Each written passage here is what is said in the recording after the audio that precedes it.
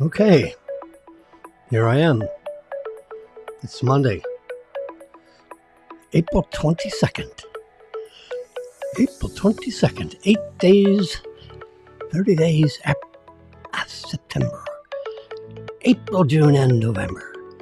So it's a 30-day month. It's the 22nd. And, hopefully last week you filed your taxes or filed for an extension as provided by LAW. We have 2 filed returns and 1 extension in our little family unit here. In a couple of days, we should be getting our refund, a couple $1,000. The IRS says they expect the average refund to be about $3,200 or something like that. We only got $2,300, I think, coming back from essentially overpayments over the year, mostly due to Maryland's payroll deduction.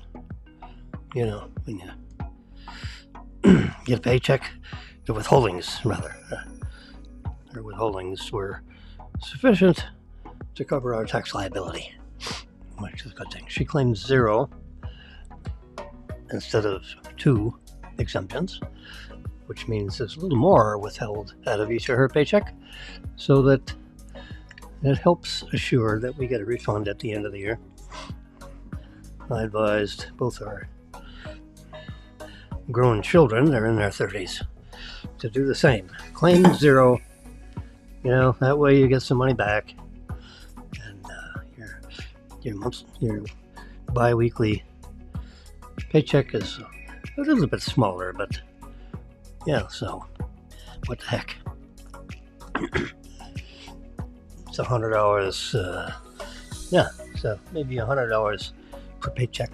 So, $100 times 24 is $2,400.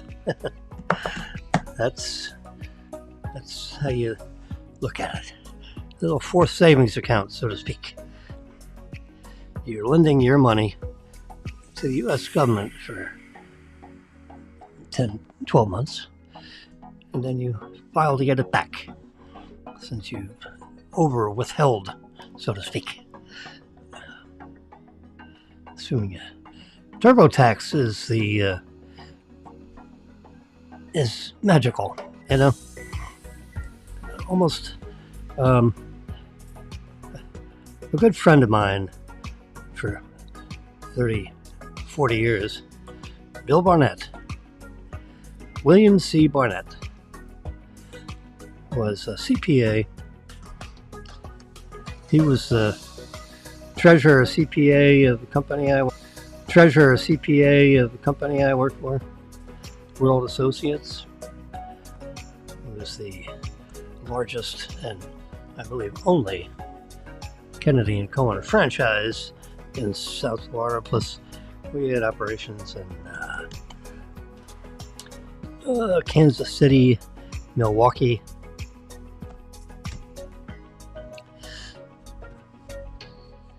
Missouri, West Palm Beach, Pompano Beach. Anyway, so we, it's a $35 million a year sales operation, selling, appliances, washers, dryers, ranges, refrigerators, stereos, TVs, wall shaker, air conditioners.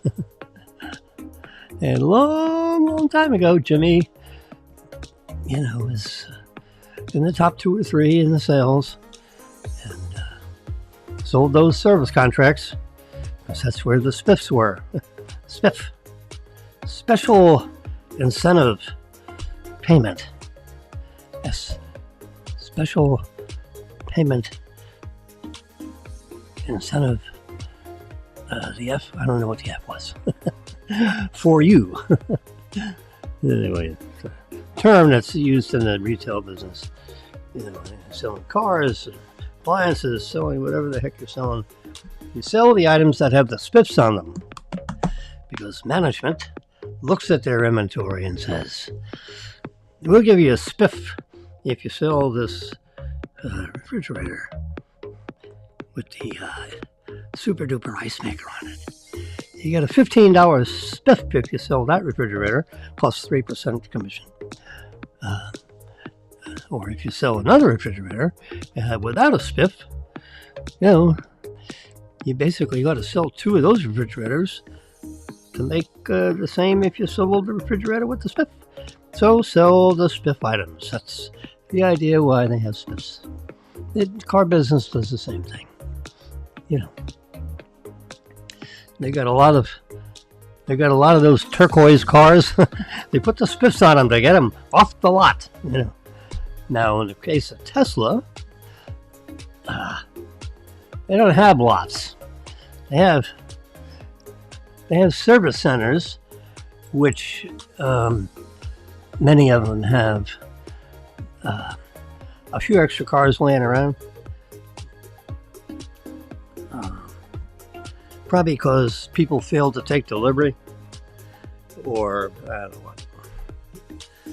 Someone ordered a car and dropped dead. Who knows? But Tesla does not send out cars unless they had a sales contract on them. You know, online. Everything's online. So you want to buy a car, you go online. We did it. I mean, yeah. This is our second one. Lease. That's the most efficient way to drive a car.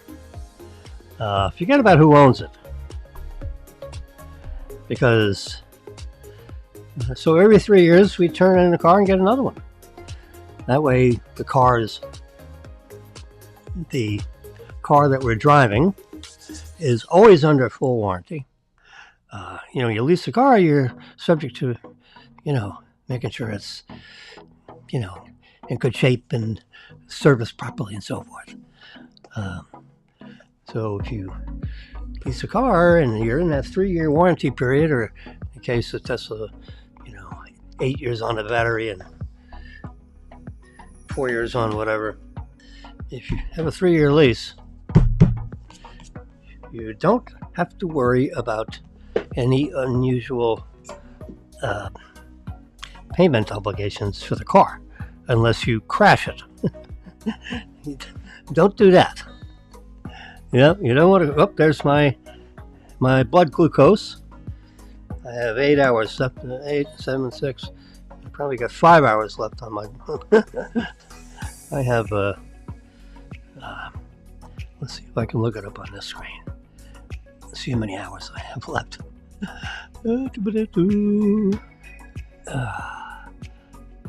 Freestyle. Can I type that? I can. F-R-E. No, that's not freestyle. Oh darn.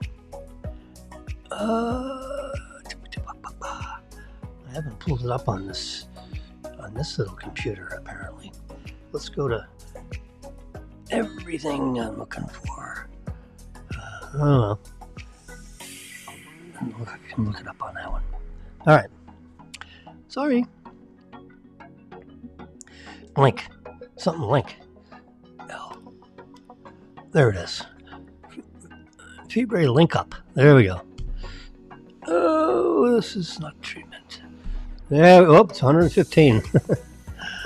There it is. Look how. Can you see that? You can almost see that. Let's see if I can get it on here. Let's do the same thing. Link.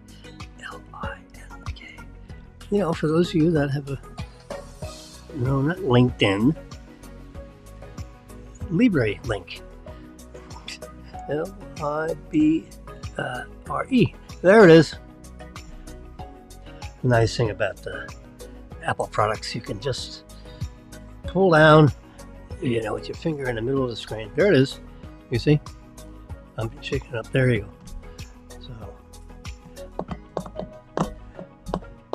So sometimes, by noon, 1 o'clock, 2 o'clock, the sensor in the back of your arm, which you stick in the back of your arm, it's the size of a penny with a little pinprick thing.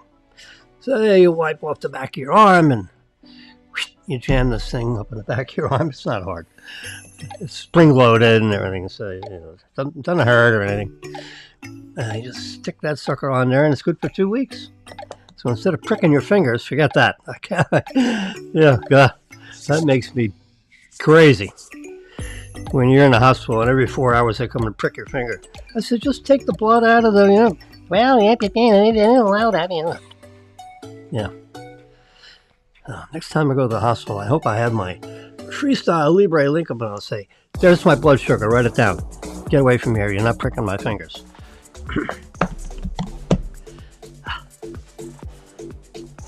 You can do that. The doctors may get mad at you, but that's okay. If they get mad at you, then you can change your behavior. But otherwise, get away from my fingers. You'll have to do it when I'm sleeping. And I sleep with one eye open. Anyway, look at how my graphs are always in the green. Not above 150. That's pretty good. Yeah. Very happy with that. Let's do a little print screen of that so I can send it to my doctor. You'd be happy to see. I left the best for last. The reason why I'm always in the green, so to speak, with my blood glucose is because I'm taking Ozempic. It's a weekly self-performed subcutaneous injection in your belly or your thigh, anywhere you got a little extra fatty tissue. You could do it in your thigh. I mean, I haven't done that. I'm not going to do that. The stomach, above my belt line, just bend over a little bit and stick that. The needle is only 4 millimeters long, which is 1/6 of an inch. Since they're 25.4 millimeters in an inch, 4 millimeter needle is about 1/6 of an inch, which is smaller than 1/4 of an inch. Okay? We know what 1/4 inch is. It's about half the size of my pinky finger. So, in other words, you can't stick it in too far. Like you got some big long needle and you stick it in, and all of a sudden, you're into the wall of your stomach lining. No, the needle is only that big, and anyway, you just stick that in. Injects about, say, 5 or 6 milliliters of 1 milligram of semaglutide is the chemical, in case you're interested. It's it's a chemical about this big. If you chart it out. I'm a biochemist and SEMA glutide. Like Tide, the washing machine soap? Well, this is glutide. Semaglutide. It is the principal ingredient of Ozempic. 1 milligram. 1/1000th of a gram of semaglutide gets put underneath your skin. That's what subcutaneous means. Placed under your skin, in the fatty tissue under your skin, And then gradually that gets absorbed by your system and soaks in all your tissues and everything. And, once a week, I took it on Saturday. You start off with a quarter milligram, then, or a half milligram, then it's a quarter, then a half, and then I'm at 1. Why would I go to 2? I don't know.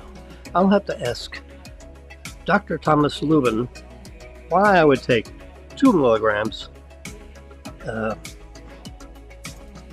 I've been using 1 milligram for a couple of months, so I would probably qualify. In other words, my biochemistry, my own, I don't have anything falling off. I haven't lost my faculties, and nor have I lost anything else, actually. But look at my chart. Woo! Look at it, it peaks at 134. There's 129. See, 131. You can slide this bar across, and there it is, 134 at looks like about 12:35, 12:45, which is I had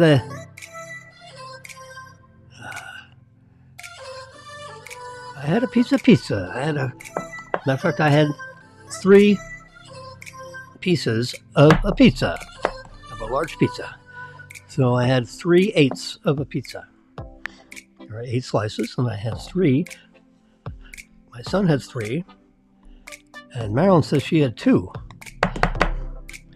So 3, 3, and 2 is 8. There you go.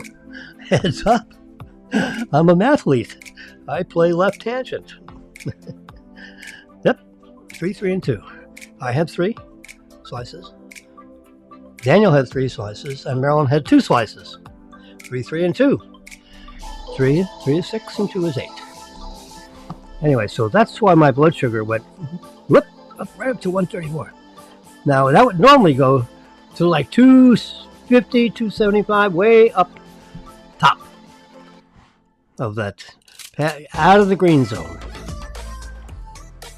Now, when it gets to 350, then you have too much blood sugar, or blood glucose, I should say. And if you're in a hospital or something, or you're managing your blood glucose individually, which I'm doing, I am competent enough to do that. I am compos mentis. I scored 28 out of 30 or something like that on the competency test that Trump got 100 on. I got 28. I missed 2. I remember missing 1. I don't remember what the other one was. Dr. Ruhlman, you got notes on what the other questions I missed? I think I did everything. Counted backwards by 7. I got down to like 49. I said, Doctor, have we done enough of this? Can we move on to the next question, please? Yes, like, what day of the week is it? I'm going to ask you some pretty inane questions, like, where are you? What is the day? Monday, Tuesday, Wednesday. What day of the week is it? What day? What is the date? D-A-T-E. Tell me the date. What month is it? What year is it? All right, you go through. So I guess the first 5 questions is pretty much, where are you? Who are you? Anyway, so apparently, doctor says I missed 2. All right, so what are you going to do? Every couple of years. This is the first time he actually ran through all 30 questions with me, and it's a national, it's created by the, not the AMA, not the FDA, the CDC, the American Association of Crazy People. I don't know what the agency was. Some acronym created this standardized mental competency test. I have it somewhere in my stuff. Anyway, the latest news. Some of the latest news.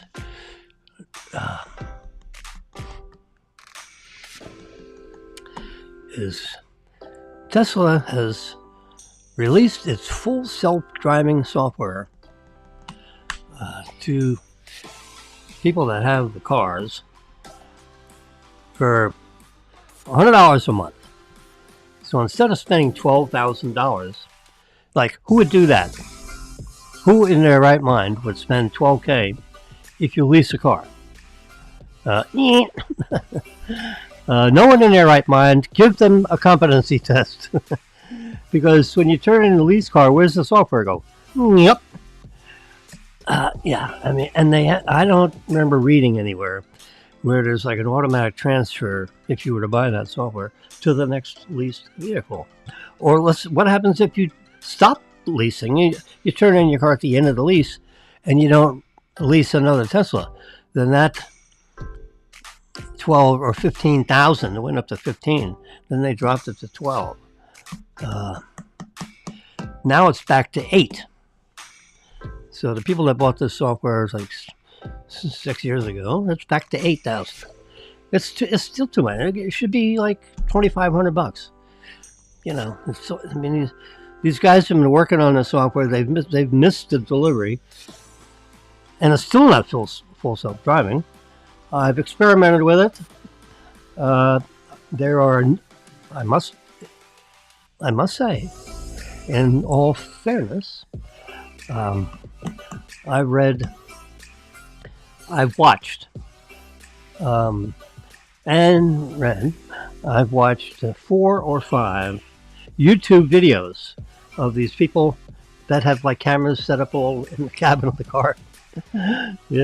One looking at them, one looking at the front, and the screen, and the backwards and forwards, and 2 or 3 different things, so they can keep switching around when they post image processing. Anyway, these videos are very well done, and the people that do the reviewing are not Tesla employees. They're Tesla in the Tesla fan club. They own Teslas. They drive Teslas. If you drive a Tesla, you become a fan like pretty quick, because the cars are. It is for their lowest price car. Low, not the lowest. The Model Y is not the lowest price car, but it is second from the bottom in the 5 cars that they have available on the road today. And the Model Y is roughly a $50,000 car. And the Model 3 is roughly a $43,000 car. Now, my $50,000 car was, marked down to like, for the purposes of the lease, like $47,500. Anyway, so, it's not the cheapest car, and it's not like buying or leasing a Honda Civic. But they have, in the last few years, they have tweaked the suspension system. They have tweaked this and tweaked that. There are 3,000 tweaks. The car looks the same as 2021, but it's not. It is very obvious that they've tweaked the sound system, tweaked the system relating to, when you talk on the phone, speakerphone kind of thing. It sounds like you're in a sound studio when you talk on the phone. I mean, people can't. They think you're in a real soundproof booth while you're talking on the phone. You don't hear any noises. You don't hear any horns blowing. It is like unbelievable. And they tweaked the suspension. So you don't have any rattling.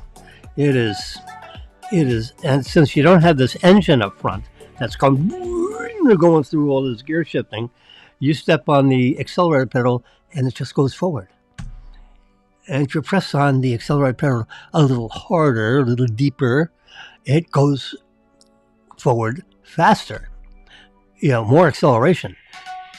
You tell your passenger, would you kindly put your head back on the headrest, because I'm going to accelerate with more energy than usual, and I don't want you to get a head injury from your head going back into the headrest as I go 0 to 60 in some short period of time, like 3 or 4 seconds. So kindly just rest your head back and put your iced tea between your legs because we're going to Mars, baby. Anyway, the car is so we have the Model Y. It's the 2024. It was built in March or April of this year. I can only forget. So when we got it, it was like 10 days old. The time it takes to truck it over, because it's built in Austin, Texas. The first one we got was from Fremont, California. But this came off, the new fancy schmancy production line. I mean, the factories that build these cars,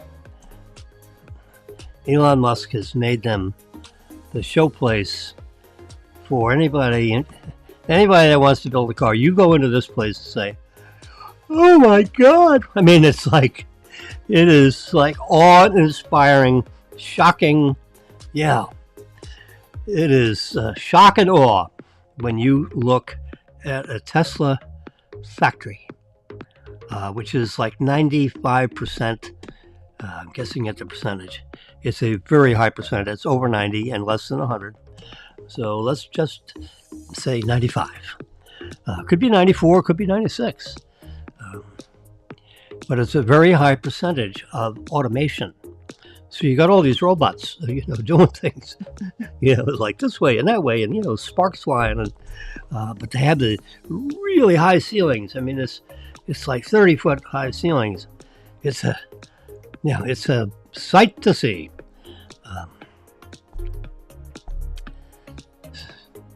So he calls the entire factory a machine. And it is. I mean, it's a machine. It's all computer operated. Lots of computers all over the place. You got master computers controlling those computers. And then you got other computers controlling the master computers. I mean, it is a pyramid of technology going right down into screwing and welding and, putting all these parts inside a vehicle to be,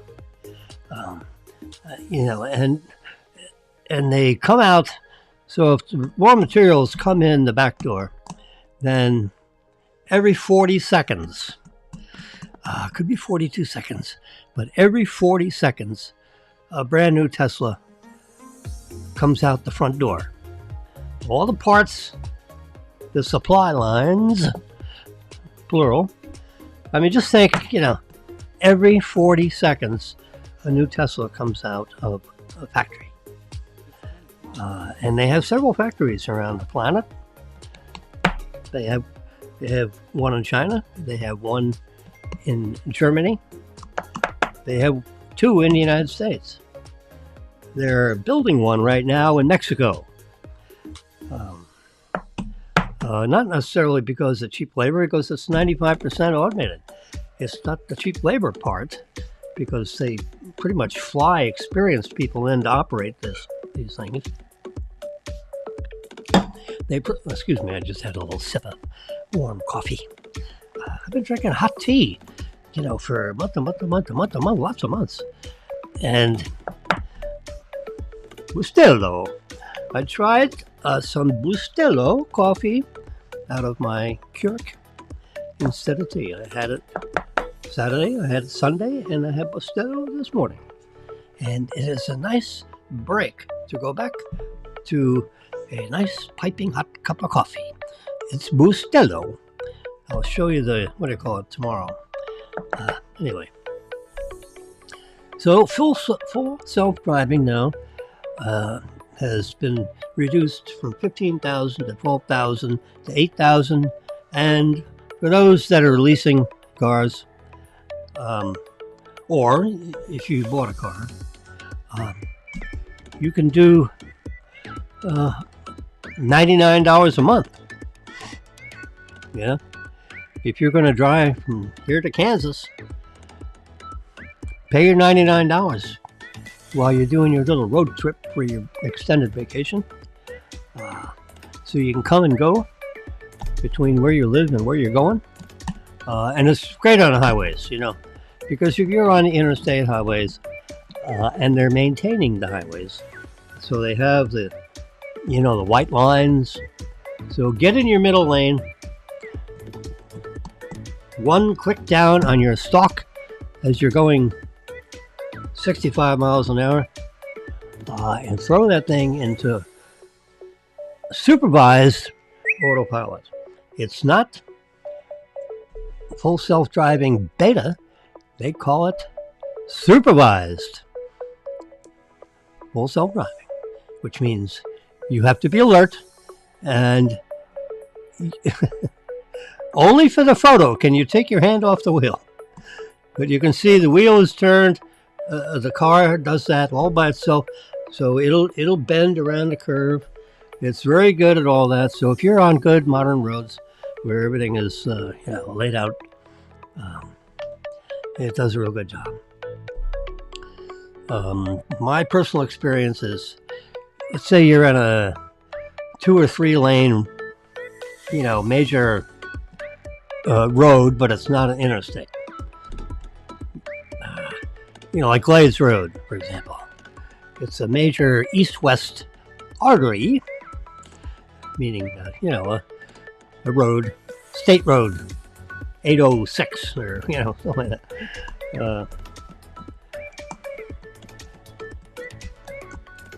Meadow Park Road is really the major road because it goes from the Atlantic Ocean all the way out to the Everglades. See, Glades Road does not. It dead ends into good old highway, and then it goes out to the Everglades, but it does not go to the ocean. Nope. Anyway, you got to do Atlantic Avenue in Delray. That's another major one that goes from the beach to the Everglades. Palmetto Park Road goes from the beach to the Everglades. Yep. Anyway, full self-driving. Anyway, so my experience has been, getting back on that, before I get distracted again. Stay on this. You can see that picture right there. Man has his hands off the wheel.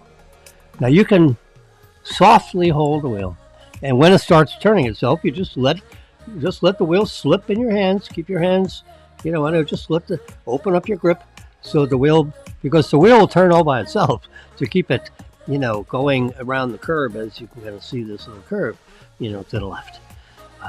And if it curves to the right, then the wheel will start, swing the other way. But where I find that there's a little problem, let's say you're in a 3 lanes each direction, like on Glades Road. And then off to the right, there's like I wouldn't call it an off ramp, I just, another half a lane is created over to the right where you can go over there and make a right turn onto a side street. Well, you have a series of dots, a dotted line. So anyone that's driving has eyesight, stay within your lane. But where the dotted line is, you can cross the dotted line to get over another lane on the right so you can make a right-hand turn. That way you don't slow down traffic, where there's some guy coming right up to your bumper because you got to make a hard right turn because you don't have this soft fourth lane that's produced. So you can scoot over into that fourth exit, so to speak.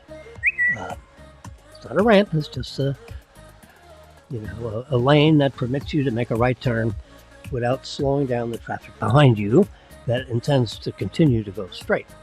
All right. So, but with the full self-driving that I've seen so far, the system gets a little confused about that dotted line thing, and it wants you takes you over there, even if you're not turning, even if you don't intend to turn, with a right-hand turn. So when it happens, I grab the wheel and it jolts it off to full self-driving. And then a little message comes up and says, "Oh, please tell us why you disengaged." When you're driving a car, what am I supposed to do? And you just push the right button on the steering wheel. There's a little roller button. You just push that in, and you say, "Well, you know what? You're trying to make me make a right turn, and I didn't want to make a right turn." So the system wanted to take me across the dotted line, which I don't want to do because I want to go straight. That's happened 2 or 3 times now. So in the local city streets, full self-driving is still needs supervision. That's what they call it, supervised. Now, because this is available to the general public that has Teslas and is interested in paying $100 a month so you can try this thing out, and those people that provide audio feedback on what's up, how come you disengaged the system, because if you see it's making a turn you don't want to make, you touch the brake, disengages the autopilot immediately. Or if you hold onto the wheel real tight and prevent it from scooting over to the right, that'll disengage it. It's not a big tug, but you have to you got to pull a little bit because it wants to go this way and you don't want to go that way. So I've had that happen now 3 times. I've decided that unless I'm in the middle lane where there's no dotted lines anywhere, I would not engage the autopilot because I don't want to, I'm going to have to fight with the car to keep it in the lanes. No, I shouldn't have to do that.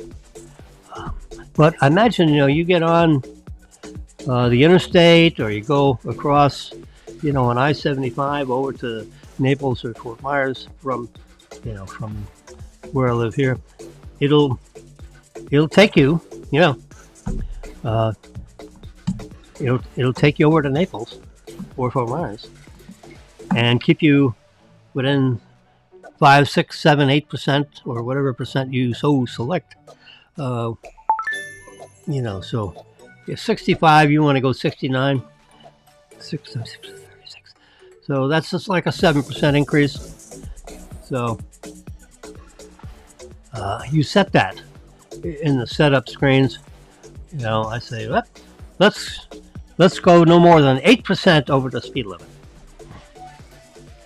So 70 would be 77. I don't think you get a ticket for 7 miles over the speed limit. Speedometers these days, sometimes they're not even capable of delivering a decent speed limit. And they don't do speed limits off GPS yet, which is very accurate, by the way. Anyway. That's the autopilot story. There's a night view of the autopilot, which is like to me, it's like a super duper cruise control. It'll stop the stop signs. It'll stop on red lights. It'll go on green lights. When when you're stopped in front, let's say you're stopped at a red light. When it turns green, you hear this little chime. It's like the chime that you hear on an airplane when someone pushes a button up for looking for service from the stewardess. It's that exact chime. Anyway, so when you're sitting there and you're text messaging or whatever with your foot on the brake pedal, and you're looking down because you're not looking up at the, staring at a red light. So you look down at your phone because you got a text message from your daughter. It's 2,000 miles away. You can answer that text message, and when the light turns green, you're going to hear that chime, and then you can look up and be attentive as a driver instead of being attentive as a text messenger. So that little chime is very nice because it sees the green light. Usually. Let's use that word. Sometimes, and since the cameras are in the very top of it's inside the car, there's 3 high definition cameras that aim forward. I got my hand way up here and boing, just hit the microphone doodad here. So it's shaking. Okay, don't get mad at me. I'm just rubbing hands and rubbing fingers. My hands are always moving when I'm talking. Yeah, everything's moving when I'm talking. Anyway, so that's the 3 high definition cameras, looking out in 3 different directions at once. And it notices the green light. Now, if you're facing the red light, which turns green, and it's sunrise, and the sun is right in your face, well, it's also in the face of those cameras, and it may not be able to discern the red light from a green light. You can't discern it with your eyeballs either. So the cameras, sometimes they can and sometimes they can't.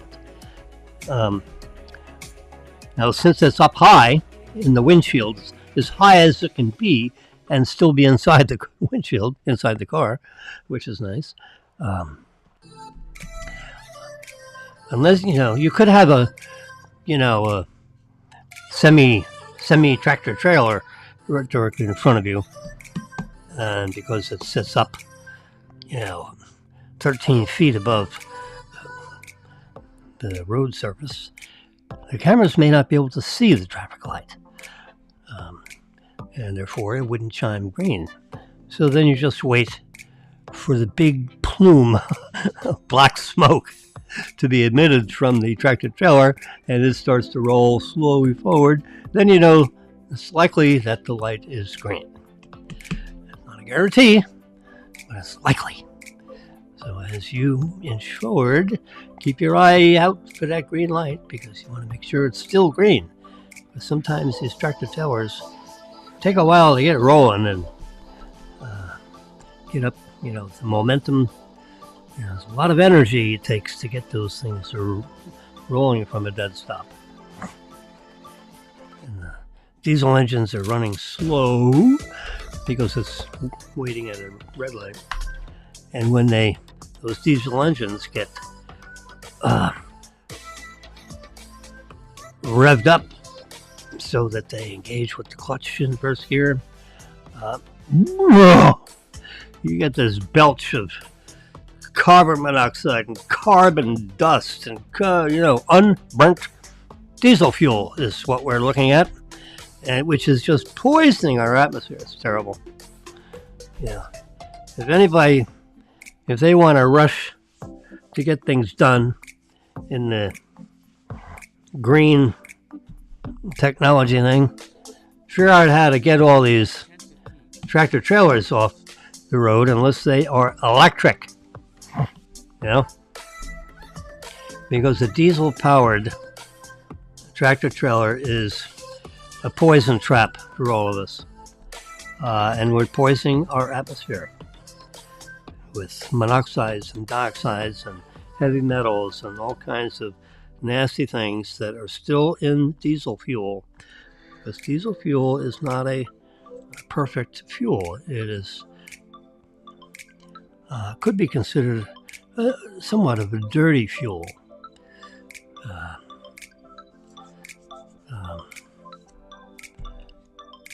RPG-1, rocket propulsion fuel, 1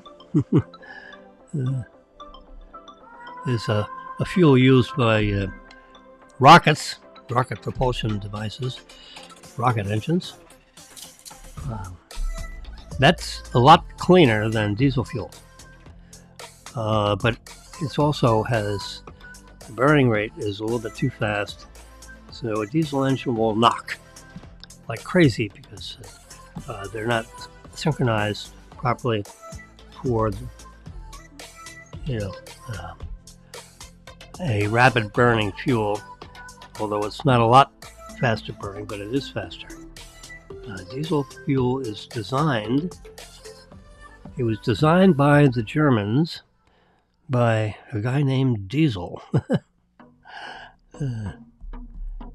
And a long time ago, over 100 years ago. And the idea is that out on the farms, they could fill up this big tank out by the barn. That was probably 7 feet tall and 10 feet long and had, copper fittings on it connected to pump hoses so you could fill up your tractors. They're diesel engine tractors. And since it doesn't have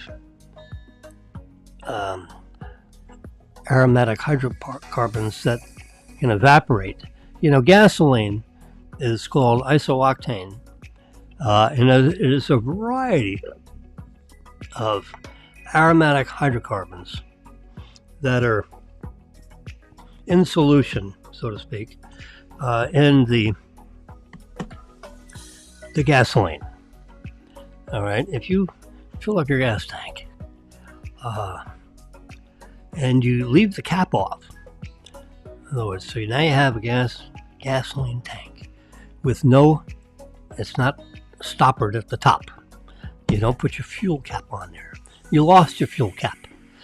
Whatever. Someone stole your fuel cap. Remember they had locking devices on your fuel cap? I'm an electric guy, so I don't go gas stations anymore. But, I remember, because it's only been 4 years ago that I stopped buying gasoline. Anyway, so if you leave the top off your fuel tank in your car, your gasoline energized car, that's a form of energy.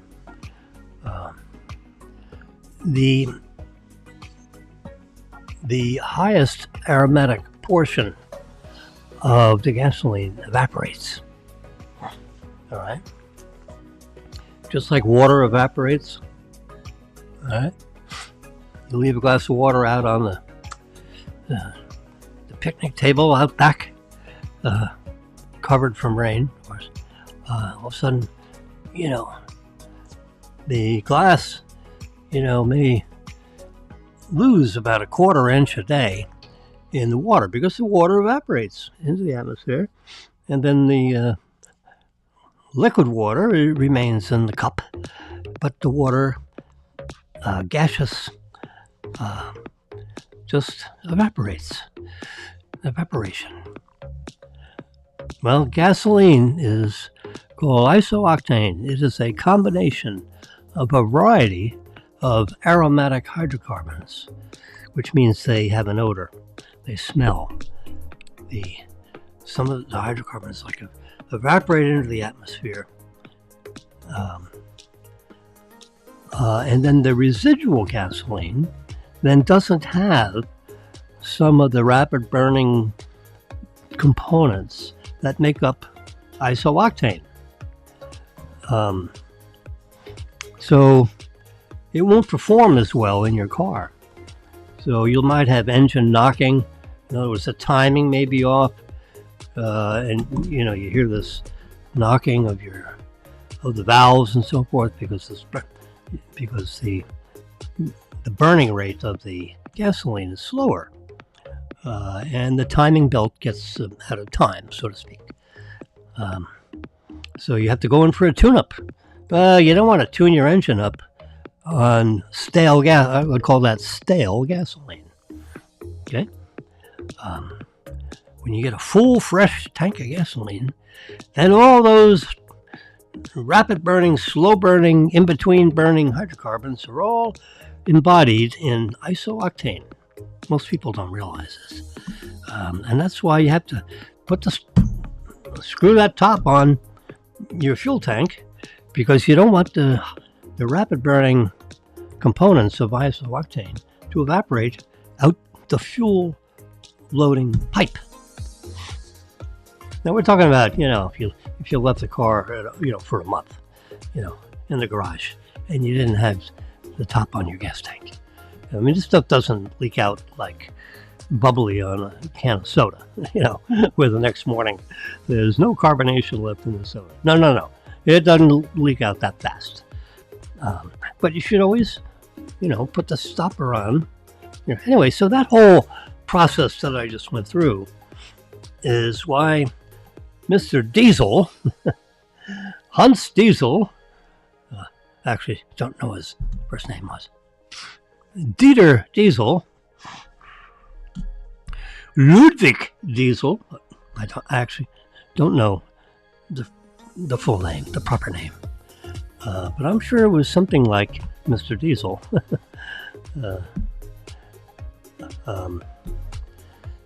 So that whole scenario of evaporating hydrocarbons is why they came up with the diesel engine and a very low level of aromatic hydrocarbons that is embodied in diesel fuel.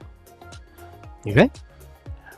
Because it's designed to be pumped into big tanks or small tanks and left on the side of the farm for months on end, a whole winter season, so to speak, or the whole summer season when they're farming.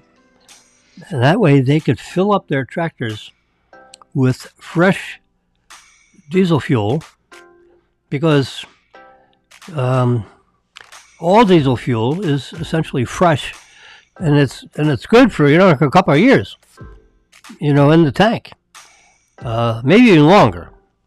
But most people, their tanks are designed for the amount of activity they have with their tractors, depending on how many tractors they have and how big the farm is and all that kind of stuff. But that fuel doesn't smell anything like gasoline. Gasoline is, very splashy, low viscosity. Diesel fuel is a little thicker, not like honey, but gasoline is, like if you had a glass of alcohol, it's, you can splash it around in your glass and it really splashes around. A high viscosity aromatic hydrocarbon like diesel fuel, it doesn't splash around as much if you shake the glass. I'm trying to keep it simple. If you put it in a water gun, it would hardly squirt, because it's just thick enough where water in a water gun, squirts. You put alcohol in a water gun and it squirts. Not that you would do that, but I'm just saying if you did. But if you put diesel fuel in the water gun, it probably would not squirt. Gasoline would squirt, but not diesel fuel. It's a little thicker. It's a higher viscosity, is the proper terminology for that. Okay.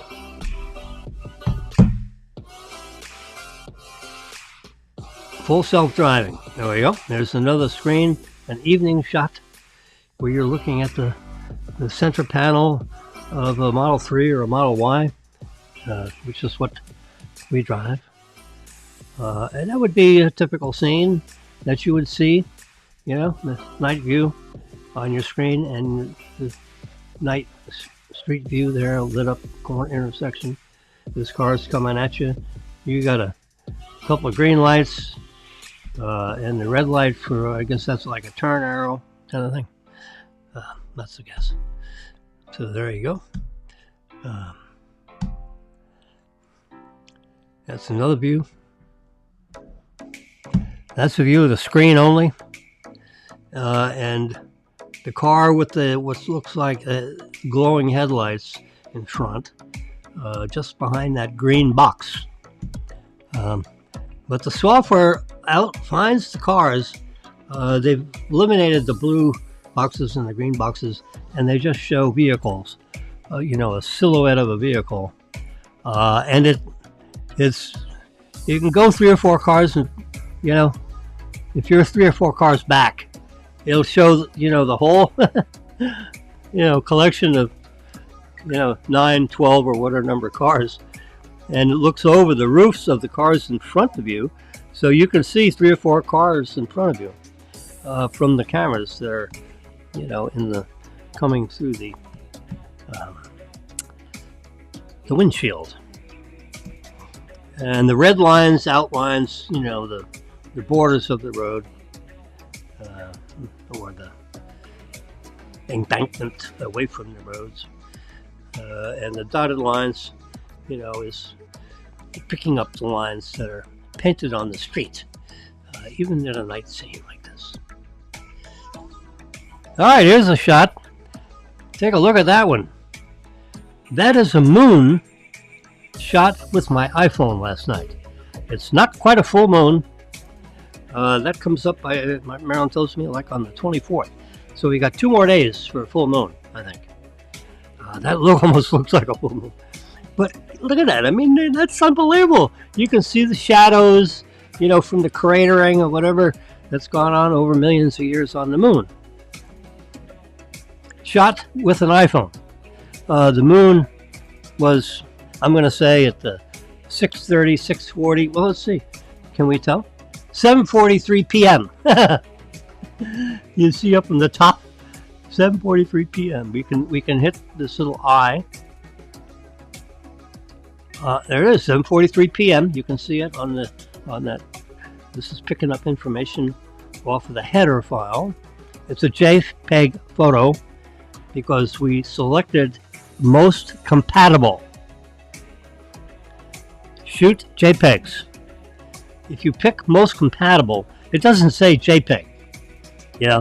Apple they want you to use the HEIF file, which is a special proprietary compressed file, that's proprietary to Apple. Well, a lot of email systems won't mail them because it says, what? We do JPEGs, we do print screens, but HEIF files, some email systems will not take them. They won't send. All email systems that I know of have universally accepted JPEG files. The joint something, the first word acronym is joint. Joint, bunch of people decided on the file format that everyone's going to use. They figured this out like 20 years ago. And every system that I know of will take a JPEG file, if it'll take any photos. Some corporate systems won't allow images to be sent around because they want their employees working and not playing with their photos. Anyway, just get off that. It was shot with ISO 50, 120 millimeters. In other words, f2.8. Looks like 240th of a second. So, and I was holding the camera. Excuse me.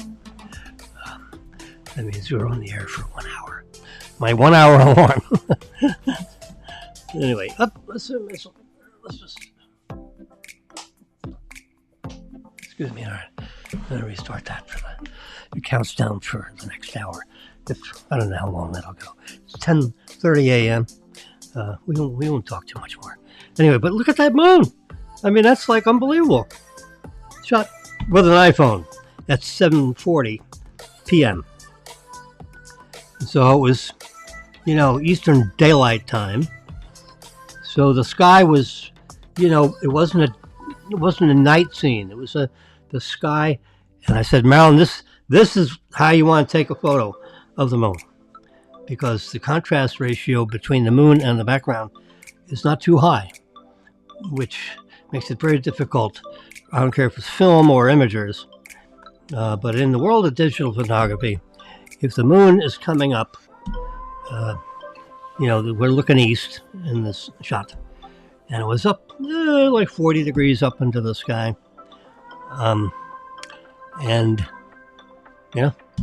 look at that. You can tell that's a moon. That's a moon taken. That's one of Earth's moons. The only moon that circles around the Earth. Here's another one that's a little closer view. You can see this one is, pretty nifty. That's just a bigger one, so you could see it here on our broadcast. And let's see, can I do the eye information? What does that say? 7:43 p.m. iPhone 15 Pro Max. This is, I cropped it so it's bigger on your screen. And if we want to, I can double. There we go. So now you can see it full screen. That's what. It's amazing. There's a.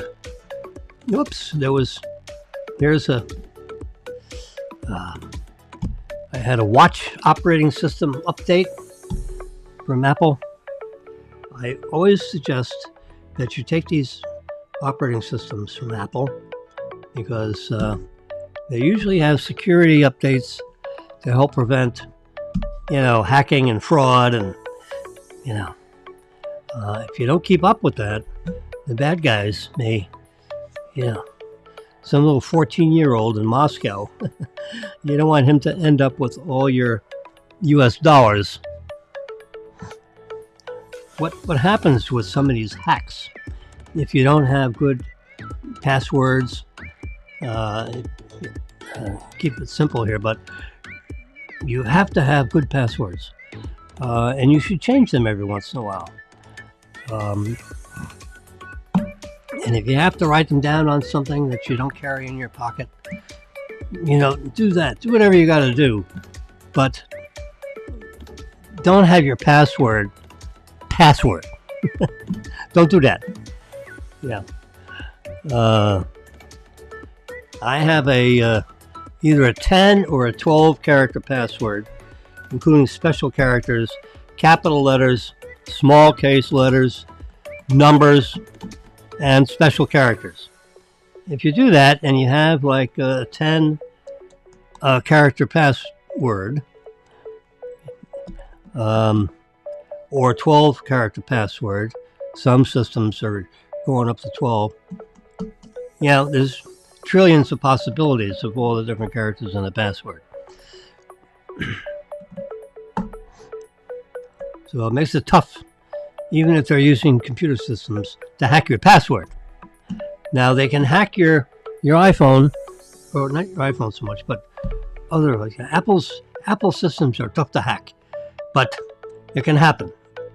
But most of the hacks are on Windows or Android devices, because that's where 85% of the market is. And if you're a bad guy, you might as well go after 85% of your audience instead of 15% of your audience. Let's spend our time getting into the bigger market. And that's what they do. And that's what this picture is all about. You got this guy, he's got a computer, a laptop, which is a portable computer. These computers have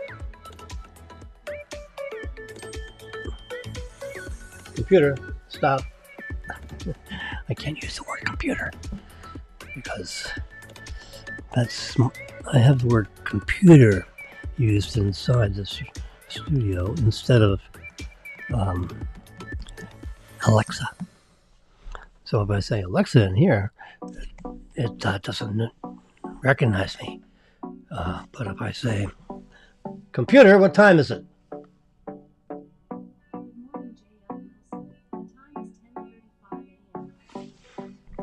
There you go.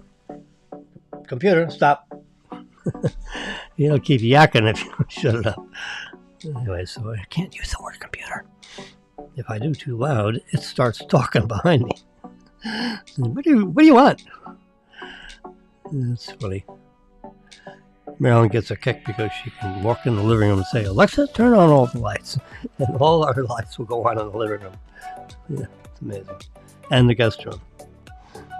I mean, it's kind of interesting that this voice command, can turn your lights on, turn your lights off, turn other devices on or off. Or I go into the bathroom and I say, Alexa, resume. And you know what it does? It goes to, Fox News. And it picks up a live feed from the Fox newscast,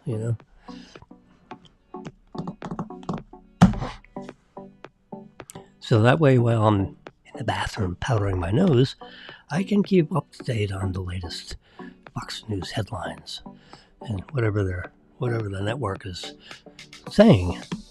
And right now, I'm getting anyway. So let me just continue on with this business about hacking and the vulnerability of portable devices.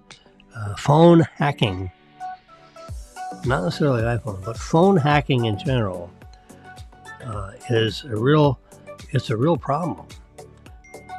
And one of the ways it's important for you to remember.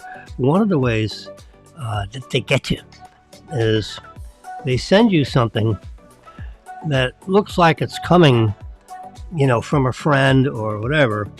And if you download an image, if you download anything, if you open up the text message, or if you open up the email, just by opening up the email. Now, it's one thing for the email to be sitting in your inbox. So what you see is not because your email system opened up the email in order for you to see the list of all these emails. That is just, like the header. Let's just call it the header file of the email. So it hasn't actually opened the email. So any malware, let's just say, an attachment, malware. It could be an image file. It could be, just an applet which you don't recognize, can't even see. Your email system may not even see. So it just looks like a blank space on your email.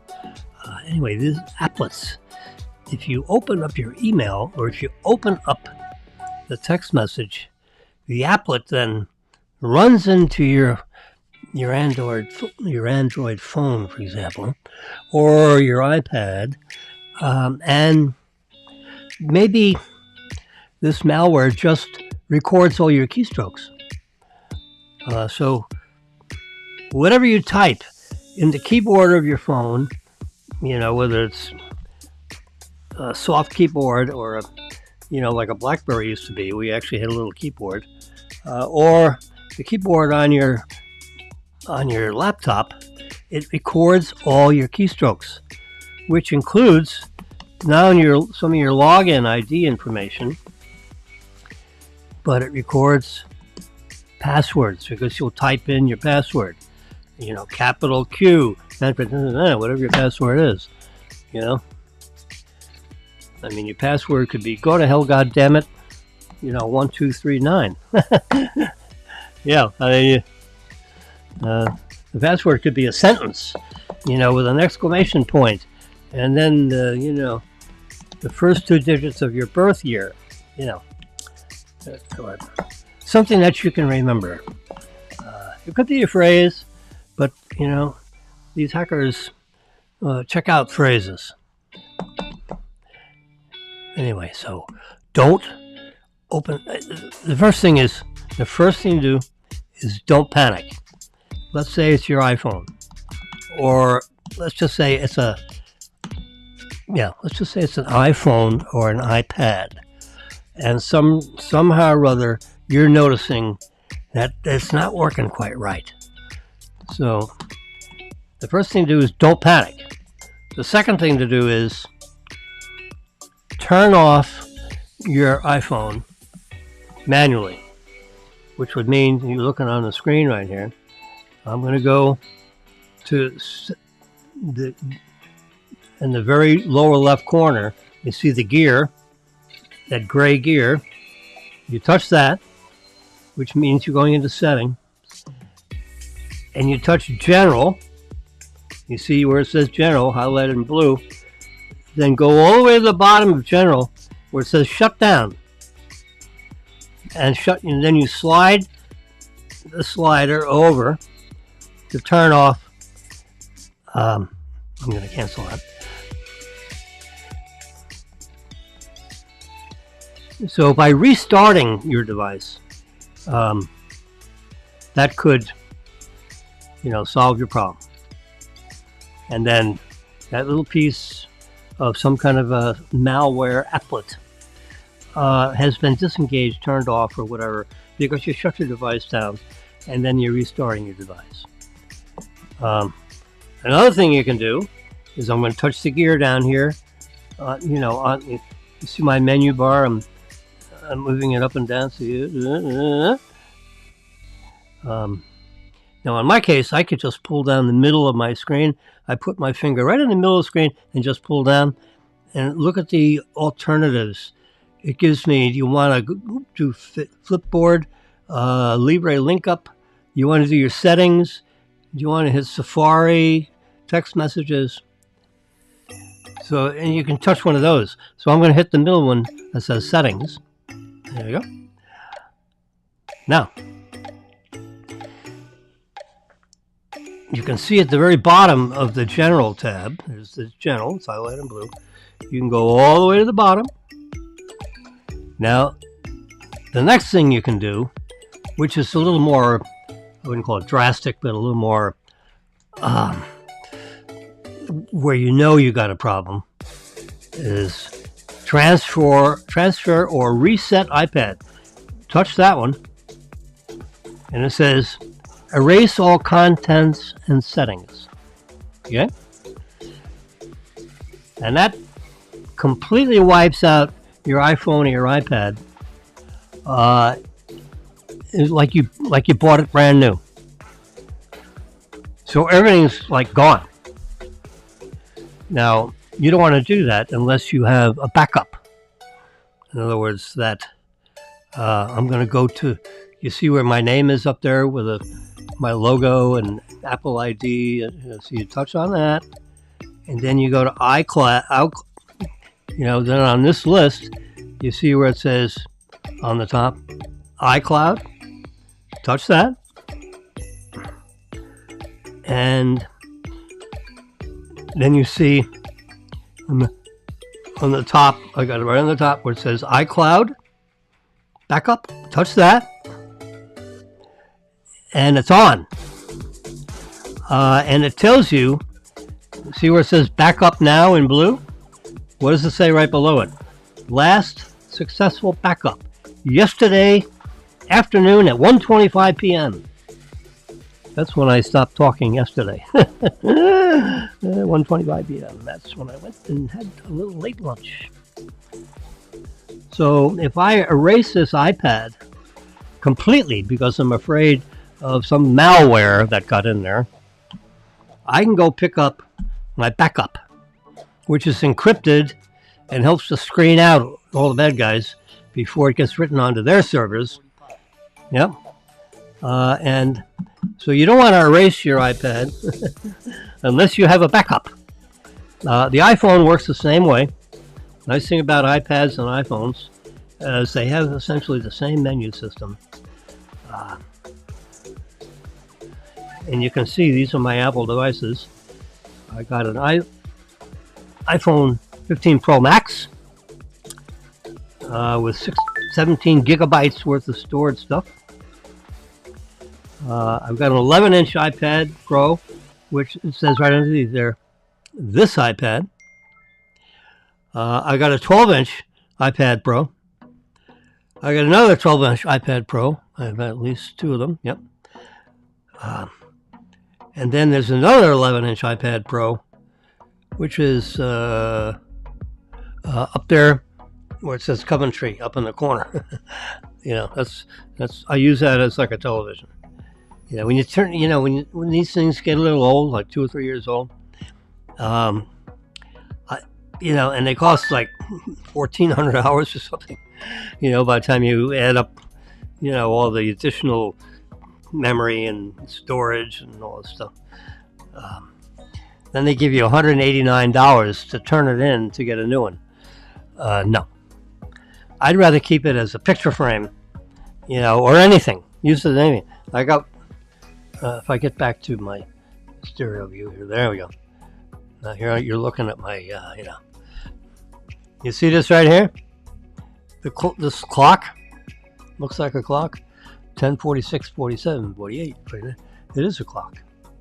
And there's one over here in the background. See that over there? That's Marilyn's 11-inch iPad Pro. Now this is a skinny little iPad Mini. So I use it as a clock. I'm not going to give, they give me $69 for it. Baloney. I paid $957 plus tax, whatever. Like 5 years ago. So I said, what the hell with it? I'll just keep them. So I got iPads all over here, and they're all old ones. And not this stuff over here. This Monday morning thing that says 11:47 a.m. That's a clock. Red, white, and blue. It says Monday morning. In case you are wondering if it's 10:47 p.m. No, it's 10:47 a.m. April 22nd. You can see in blue. The outside temperature is 80.4 degrees. If you can watch my finger over here. You go right across here. It's 67.1 degrees in my little studio here with a 49% relative humidity. It's 80 degrees outside with a 75% relative humidity, so it's a little damp outside.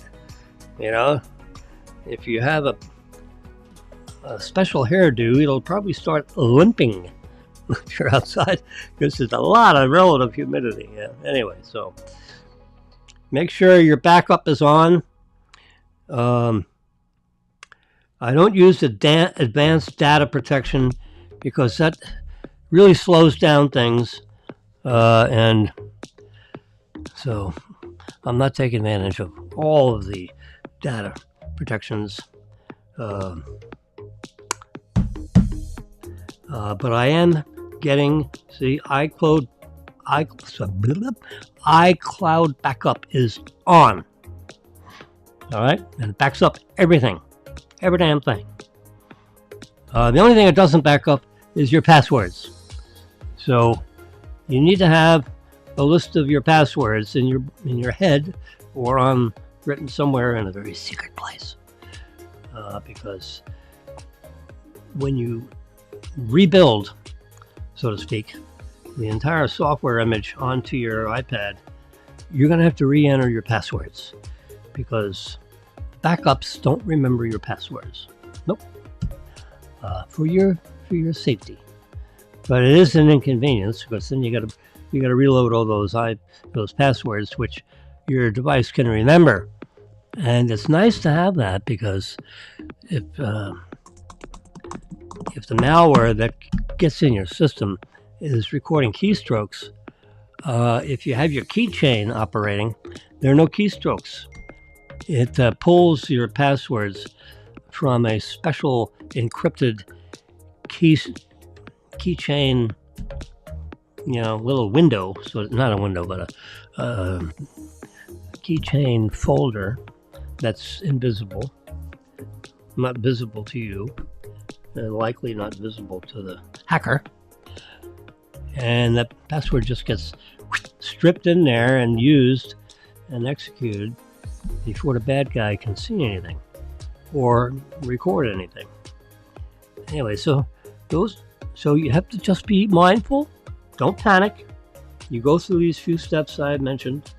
Now on my broadcast here,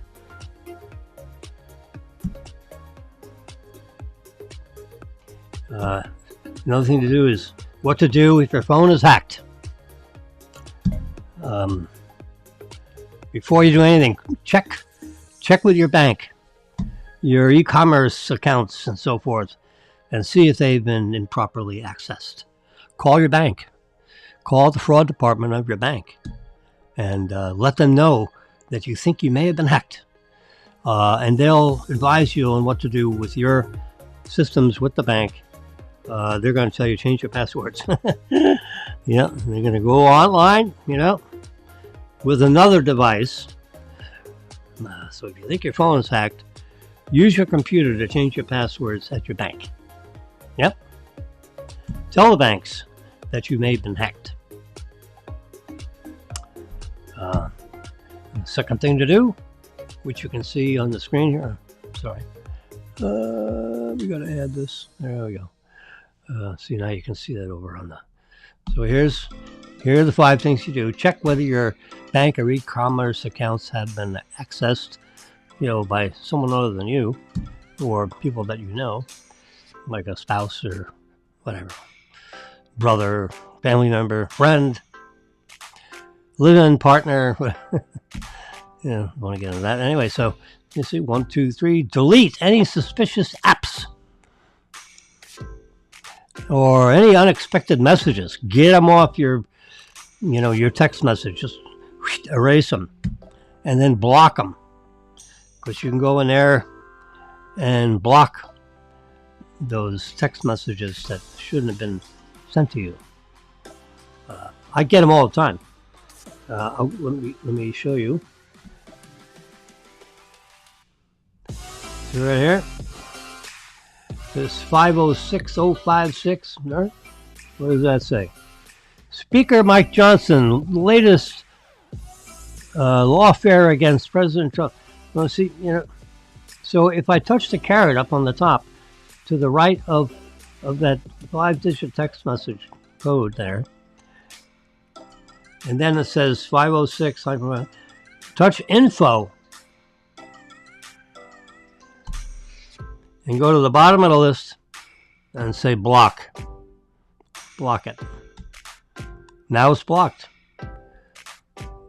So I can say done, and then I just swipe it over, delete it. We won't get that one anymore. But I get a lot of them. If I click over here on the very upper left corner, see unknown senders. Unknown. I've got 6 of them. One of them says, "Happy birthday, Marilyn." Really? I ain't opening that one, because number 1 or number 2, I'm not Marilyn. So it got the wrong name with the wrong phone number, but So anyway, I click the 3 little dots in the circle. Select messages. So I go down there and select them all. And then it says read or delete. I'm going to delete them. Bingo. They're gone. The whole bunch of them are gone. I get 100 of those a day. So 2 or 3 times a day, I always go to unknown senders, see who they are, and do the process I just showed you. And there's usually, since I just did it before I went on air, there are only like 6 of them. But if I open up my text messages, like you're looking at right now, there'll be 100 of them. There'll be 50 of them, all lined up here, getting in the way of who I want to deal with. So that gets annoying. What are you going to do? I've been teaching at FAU for 24 years. My phone number is all over the internet. It's been all over the internet for 20 years.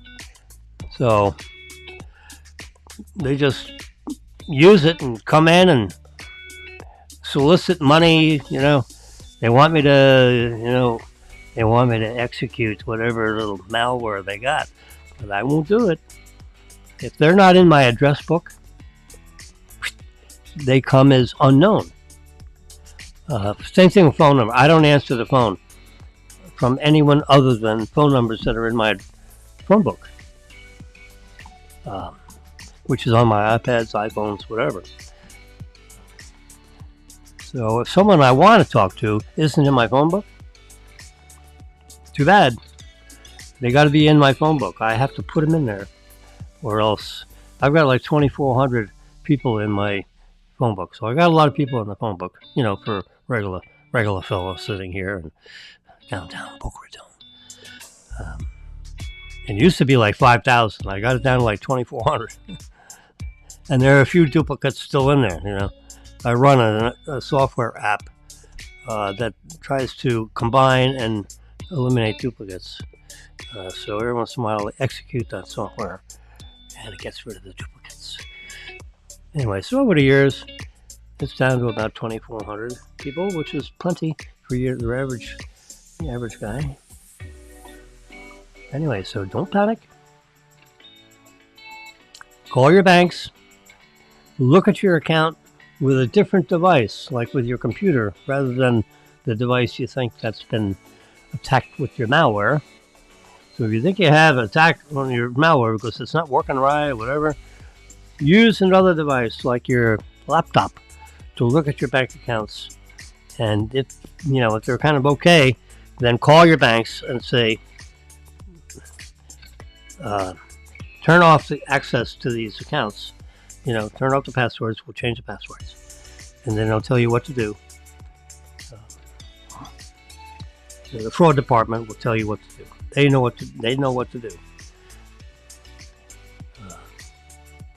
Because you want to make those changes before they drain your accounts. My son, he's 50-year-old son. He has $700 in an account and it disappeared. Bam, it's just gone. They steal it. It's a big business. Hundreds of billions of dollars are taken from people, from these hackers, every month. Hundreds of billions of dollars every month. Just disappears. And guess what? You're like SOL.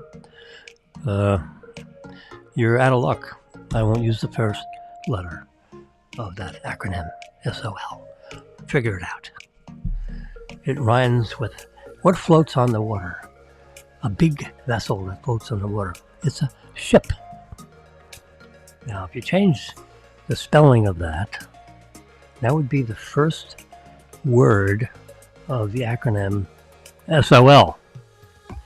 The last two letters of the acronym SOL is out of luck. So it could be ship out of luck, or that other four-letter word that we don't want to use, SOL. Yeah. We don't want to be SOL. So call your banks. You can reset your phone and then bring all your apps back in from a clean, fresh phone. Change all your passwords using another device. And then when you re-enter your passwords under your new clean device, the malware won't be in the device to record the keystrokes. That's what you do. I mean, it's unfortunate, but it's better than having all your money disappear. Or some portion of your money in an account. Malware tends to visually or record your keystrokes. And then they go through these data files and find things that, because they can see with your keystrokes that you logged into a bank account or a bank or a financial institution. And then the next thing that happens is probably passwords are entered. And they look for those keystrokes and they're recorded. And then they can see the keystrokes on their end of the malware, which is why this image This, this guy, oops, not that guy.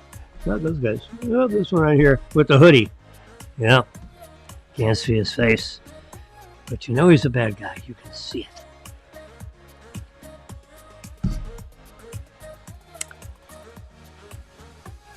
He's got a gold ring on the wrong hand, so he's not married necessarily. Can't see his left hand.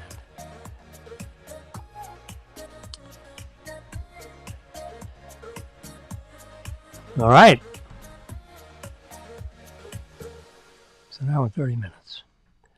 It's probably time to stop talking. It's time for me to have early lunch, late breakfast. I haven't eaten anything in a while.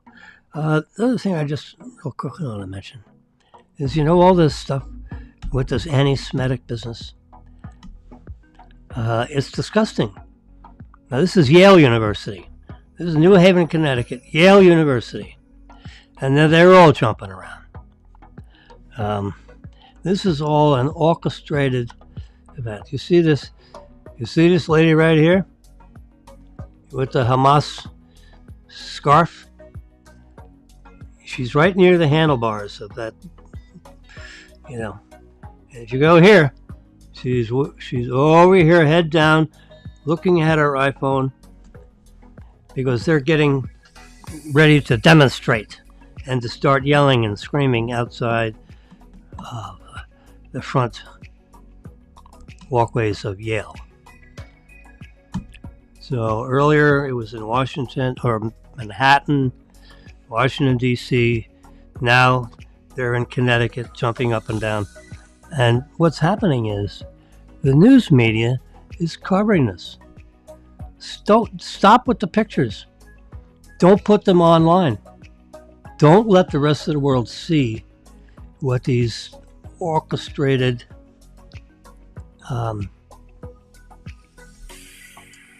displays are. Because that's what they're trying to do. They're trying to rattle everybody. And the more the media covers this stuff, the more they're going to be doing it. And that's the problem with this stuff. It spreads like a cancer.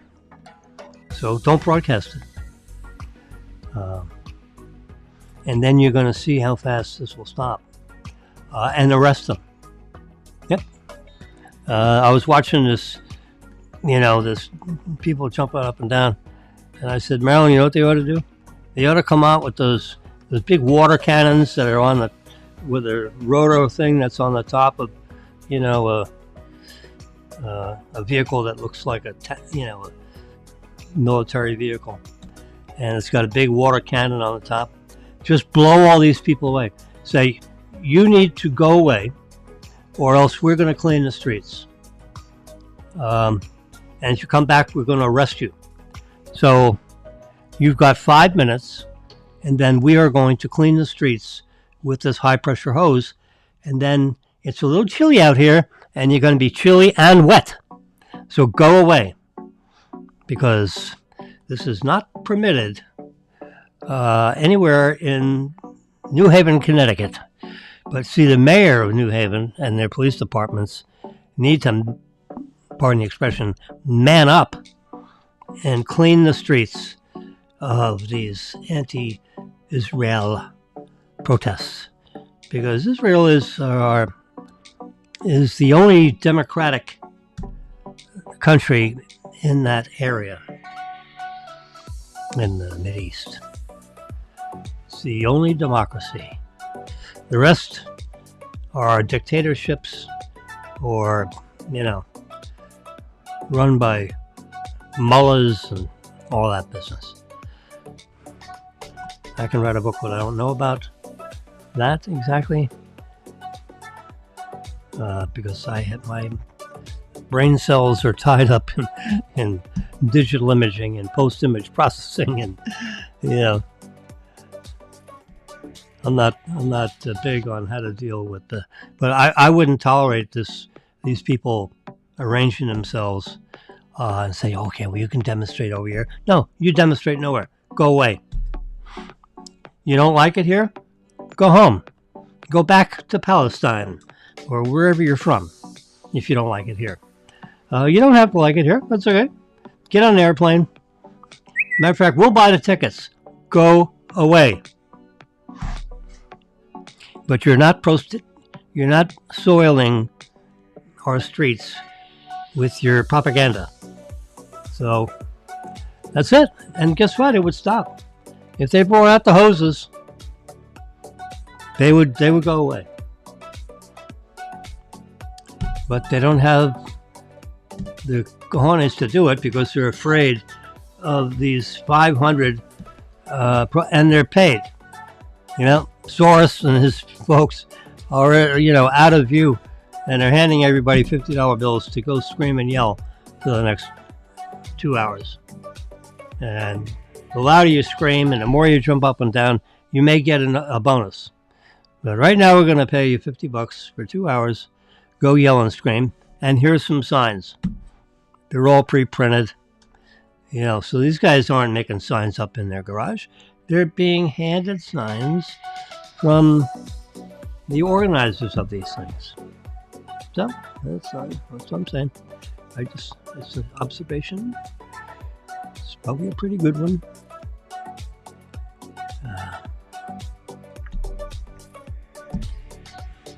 Reese Witherspoon and Margot Robbie are wearing outfits you can buy right now for $74.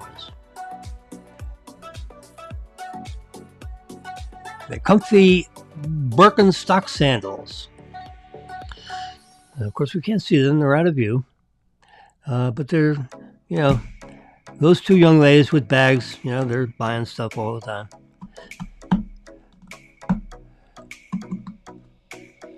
So Columbia University in New York City.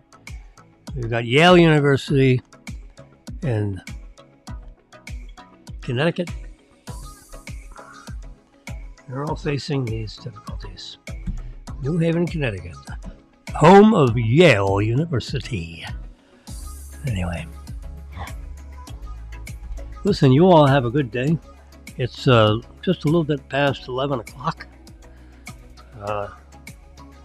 We're partly cloudy, 82 degrees, 74 degree humidity. But it's 66.9 degrees in my studio with 48% humidity, and it is chilly.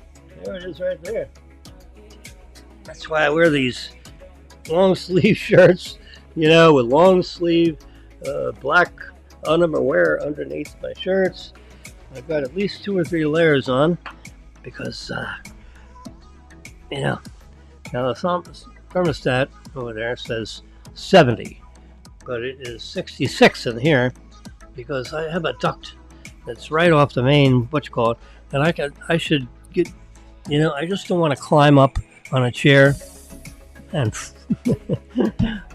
pardon the expression, fall my ass down and break something.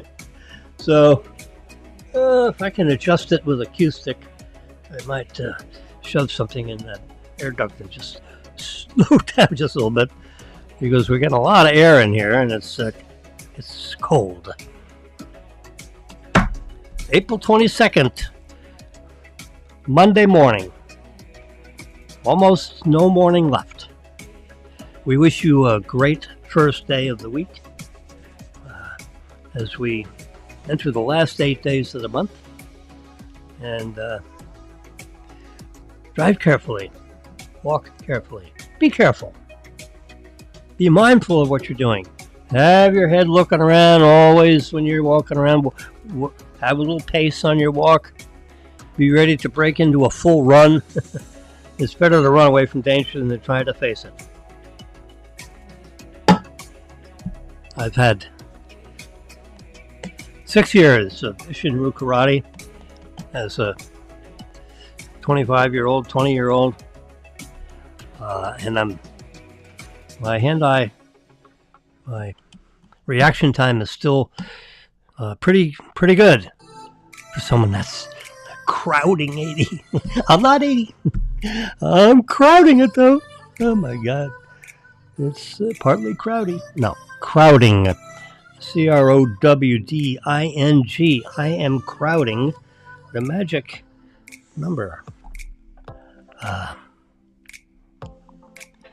My cardiologist says I'm in pretty good shape until I get to 94, and then stuff's going to start falling off.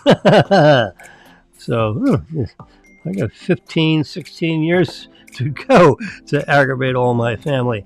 Well, I've got a plan. My plan is keep talking. I'm producing all these little podcasts, telecasts, simulcasts. This is simulcast, by the way, as you may know, between YouTube Live, Facebook Live, and Twitter Live. All three of these are being broadcast at the same instant. And they're there in cyberspace, essentially forever. That's a long time. And if you're a YouTube, I've become a YouTube aficionado. YouTube is so good because you can go into YouTube and search for things, and you can learn how to tie your shoes on YouTube. You can learn how to, take apart a jet engine. You can learn how to, see the insides of a device. You can learn how to play golf. You can learn how to swing, putt, pass, kick, pass, and whatever. YouTube is unbelievable. Now you can find those things on Facebook and Twitter, probably. But YouTube Live is... Anyway, so my handle for Facebook or YouTube is the same. The @ FAU4U. FAU, the initials for Florida Atlantic University, although there's no affiliation there for. FAU, the number 4, and then the letter U. @ FAU4U. That's for Facebook and YouTube. Twitter needed more numbers or letters or something or other, so I just, it's Jim W with a capital J and a capital W, JIMW 5596.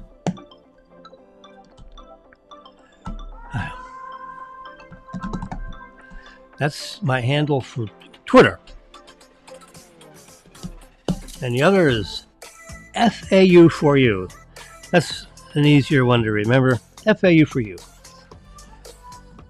You can call in, phone number 561-416-1100. You can text message me, and the message will pop up right over there. It'll pop up on several of my iPads.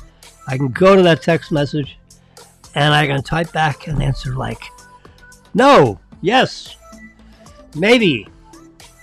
So you disagree or just want to comment on anything that I'm speaking mindfully of, because I can talk about, current events, political events, little light-casted politics without trying to, influence anybody. I've got 1,000 friends between Facebook, YouTube, and Twitter. So there might be one or two of them listening to me. Sometimes there are a lot of people, you never can tell. But I try to come on at 9 o'clock in the morning. I'll be on at 9 o'clock tomorrow morning. Tuesday, Wednesday, Thursday, Friday. This last week I was actually on Saturday for an hour and a half, talking about whatever there is to be. Think. That's the important thing. THINK. Think. Think about what's going on. Be mindful of what's going on. There's nothing more dangerous than an uninformed electorate. Someone important said that a long time ago. It was at least Ronald Reagan, but I think it goes back hundreds of years before that. There is nothing more dangerous than an uninformed electorate. In other words, all they see is headline news, so they don't pay attention at all. And if they don't, and then if they go vote, they don't know what the hell they're voting for or why. They just say, "Oh yeah, let's vote for this or vote for that." No. you need to pay attention to what's going on and vote for a reason. We have thousands of people that have died to protect us, and they've died for the protection of our ability to vote. So there's nothing more powerful. All these elected officials, they work for us. It's not the reverse. Everyone sits around saying, oh yeah, well, they're in charge. Yeah, no, we put them in charge. So if you don't like them, vote them out of office. You have the power of the vote. And if everybody does that, thinks about that, then these politicians are going to change their behavior because they want to stay in office because they work for us. It is not the reverse, even though it seems like it. But you know what?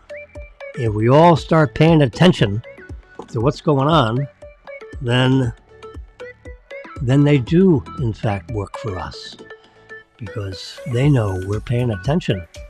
And they know we are paying attention. So we need to be an informed electorate, because the most dangerous electorate is an uninformed electorate, an electorate that is not paying attention to what's going on. Half people, or a third of the people, don't vote anyway because they're too lazy. They don't get off the couch. They're this, they're that. They're too old. They're too young. They're too busy. They're too lazy. I mean, I had a friend of mine. Oh God, he's passed away. Dick. His name was Dick. He lived across the street from me, Coral Springs. Last name began with a Y. And he was like a political. He was a graduate, from good school in Ohio, if I recall right. His family was a Russian immigrant. So he graduated in finance and American history, I think, something like that. But he was a really good American history student. I mean, he knew an awful lot about American history. And I'd go across the street and he would talk. I learned a lot about banking from this gentleman. He's a good man. He's 12, 14 years older than I was. So, I'm 30 and he's 45, let's just say. So I'm 35 and he's 50. So he's 15 years older than I was. He passed away a while ago. He's one of my closest friends. I mean, we talk all the time, 2 or 3 times a day, every day for decades. He was in banking, I was in banking, and we'd call each other back and forth about, the pricing of different kinds of credits, in different areas of the country. And but he was an American history brilliant person. I was less brilliant in my American history. So anything he had to say about those kinds of things, I paid attention. And he would get on with what's going on with the news, and he'd have all kinds of opinions about it, which is good. The exchange of thought is good, which is what I encourage here. We're just exchanging thoughts. So if I don't hear from you, then I just ramble on. And hopefully it gets your brain working a little bit, even whether you communicate with me or not. But anyway. So the reason why I bring up this gentleman is that the American history, Richard Dick, he'd get all riled up about what's going on in the world or in the country, and the signs and the wavings and the marches and the way politicians are behaving, and now it becomes November or something or other. It's time to go vote, and So, I'm working, so I could, vote at lunchtime or before work or whatever. Because usually I get there like at the polls open at 7 in South Florida. So I'd be at polls 7:01. There'd be a little bit of a line, and I'd get online and I'd stand there and I'd vote 7 o'clock in the morning. Marilyn generally be with me if she could. And we go vote. And we were informed voters. We kind of knew what was going on. And we casted our vote accordingly. And Dick was an informed voter, but he wouldn't vote. He was too lazy to get off the couch and go to the polling location and vote. He was fast and loose with the conversation, but he just didn't vote. He was one of those 35% of the people that just stayed home. I said, Dick, I'll take you. I'll drive you to the polling location just so you can go vote. Nah, he had more excuses than Heinz got pickles. Couldn't get him to vote. He was just too lazy. He'd rather sit on the couch or the back patio and pontificate, but he wouldn't vote. It's crazy. There was no reason. I mean, it's not like he had a broken leg. There was no reason. It's not like he was afraid of being seen at the polling. I just couldn't get him to go. It's the weirdest thing. Anyway, so he and his wife didn't vote. I said, Linda, how about you? You want to go vote? Man be pet.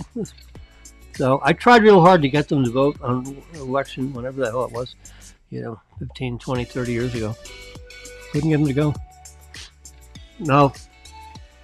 As time went on, we still talked about politics and finance and banking and pricing of loans and, But I never brought up the voting business anymore because I figured, you know what? This is like beating a dead horse. And I just don't want to ruin our friendship because he's too lazy to vote. There was no reason. There was no political reason or physical reason. It's not like he had a broken leg. It's not like he didn't know how to drive. He didn't know how to drive. He'd get around, but he just didn't go vote. So he's part of that 35% that just doesn't vote. Now, some people are in ambulatory. Some people, they're in a wheelchair, and it's too much of a hassle to go vote. So even though now you have mail-in voting, you can do all kinds of alternative ways of voting without having to go to the polling location. I was one of these guys. I wanted to vote on election day, and when the polls close at 9 p.m. or 8 p.m. or 11 p.m., whenever they close, you tally up the votes, and you figure out who won and who didn't win. I don't like the stuff where, the mail-in voting, the mail could come in 3 days after the election, a week after the election, and it could affect the result. Nope. In my view, if you mail-in vote, then that mail has better arrived at the polling spot by 7 p.m. or, if that's when the polls close. And if the mail showed up on Wednesday instead of Tuesday, they get discarded because it's just like if I showed up on my polling location on Wednesday instead of Tuesday, election day before 7 p.m., I can't go vote. I can't vote. I can't vote on Wednesday. It's got to vote on Tuesday or early voting before Tuesday. But there's no voting on Wednesday or Thursday or Friday. So if your mail-in voting doesn't arrive by election day at the close of polls, your mail-in vote will not count.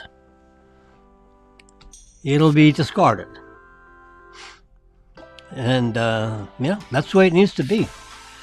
Because otherwise, you can't rely on the results.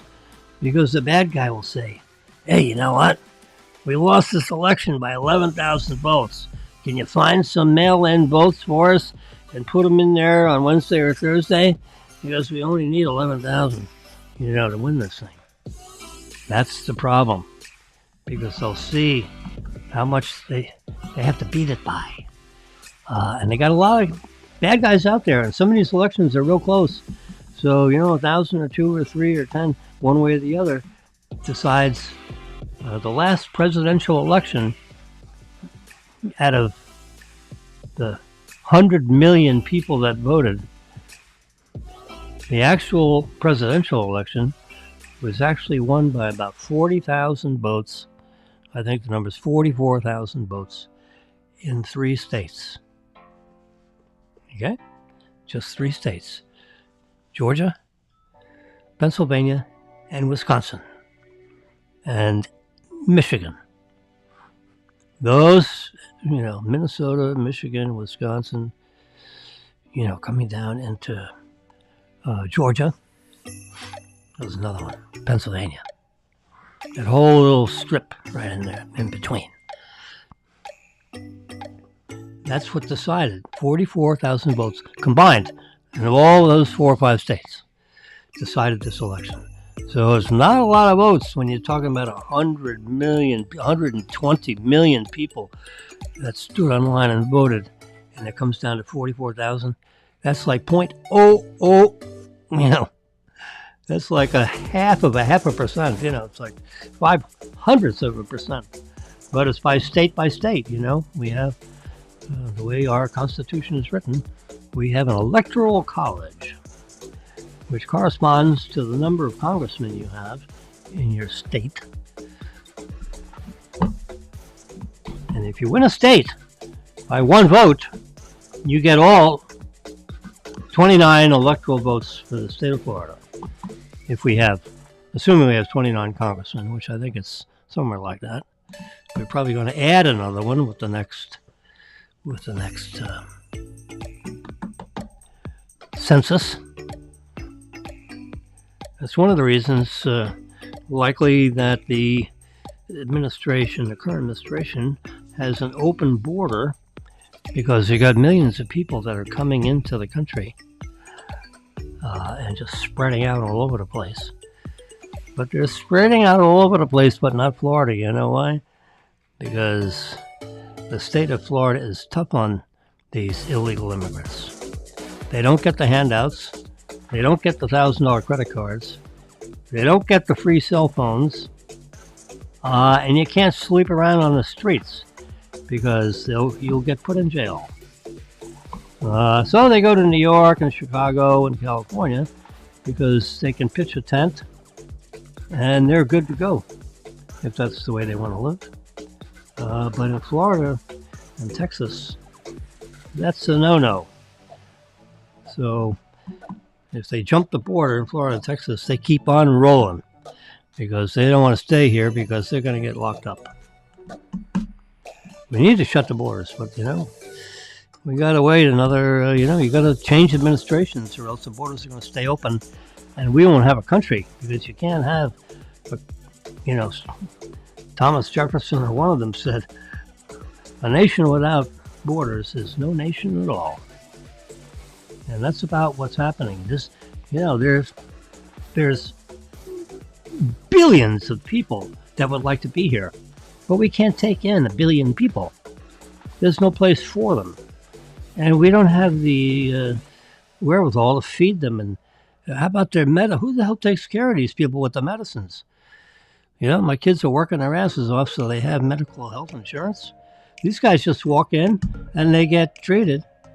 But if an American citizen gets sick, they don't get treated.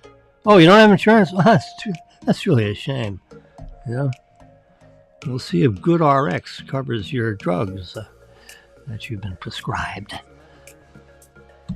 So the doctors, they've shut down most of the doctors' offices anywhere down around here.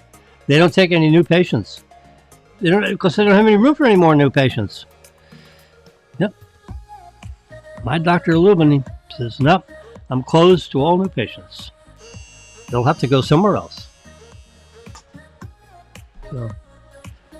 the way it goes. All right. I'm talking now 2 hours and 17 seconds. I think it's time to go. I've talked a half hour, at least a half hour more than I should. So I'm going to give you about 30 seconds of this royalty-free epidemic sound instrumental. Thank God for them. Bye-bye.